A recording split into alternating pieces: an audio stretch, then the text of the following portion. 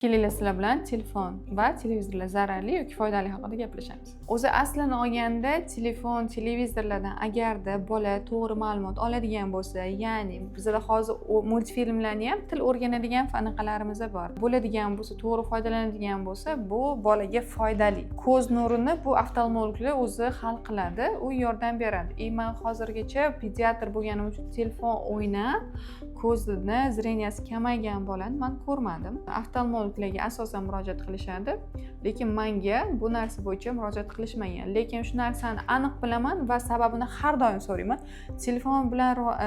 Telefon o'zi bolaga til o'rganishi mumkin. Masalan, men o'zim mukammal telefon yoki televizorda o'rganib, til o'rgangan, ingliz tili, rus tili, hozir o'zbek tilidan ko'ra yaxshi gaplashadi.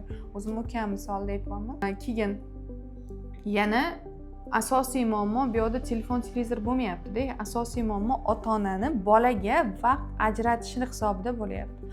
Xo'p, siz bolangizdan telefonni oldingiz, nimaga telefon berasiz o'zi degan savol berganingizda, bola o'sha paytda tinch o'tirish uchun va ona o'zini ishini qilish uchun, ota ishda, ota yoki uyda qolganda dam olish uchun beriladi. Lekin bolaga ko'zi tushib ketganda faqat ko'zi telefonda, televizorda bo'lgani uchun yomon ko'rinaveradi onaga. Men aytaman, siz bola bilan ishlang, bola bilan qanaqadir o'yinlar qiling.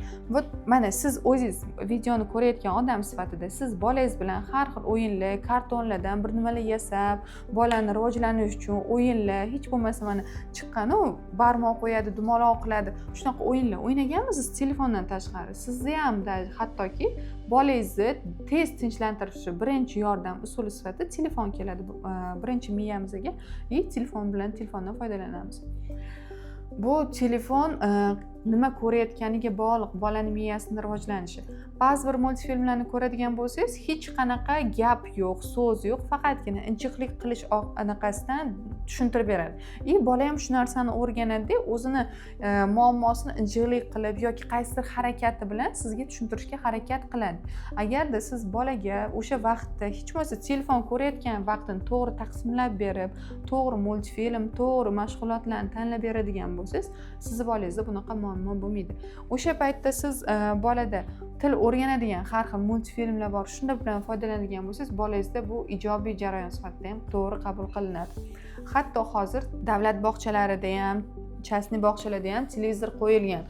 Qaysidir muddatda bolaga televizor qo'yib beriladi. Multfilm ko'rishi, u yoqdagi ranglarni, shakllarni, hayvonlarni, odamlarni yuzlarini, turlarini ajratish uchun multfilm qaysidir muddat ichida, qaysidir vaqtgacha qo'yib beriladi. Bu tabiiy holat va bolaning rivojlanishiga to'g'ri yordam beradi. Bizadagi o'zimizga shikoyat qilamiz, lekin sababchisi ham o'zimiz ekanligini ba'zida unutib qo'yamiz. Eng yaxshisi bu bola bilan o'zingiz birga vaqt o'tkazish, o'zingiz u bolaga qanaqa multfilm ko'rishi, o'zingiz avval ko'rib, keyin bola uchun tavsiya qilishingiz hisoblanadi. Esingizda tursin, bolangizning sog'ligi avvalo sizga kerak. Shunaqa manfaatli videolarni qiziq bo'ladigan bo'lsa, saytimga obuna bo'ling.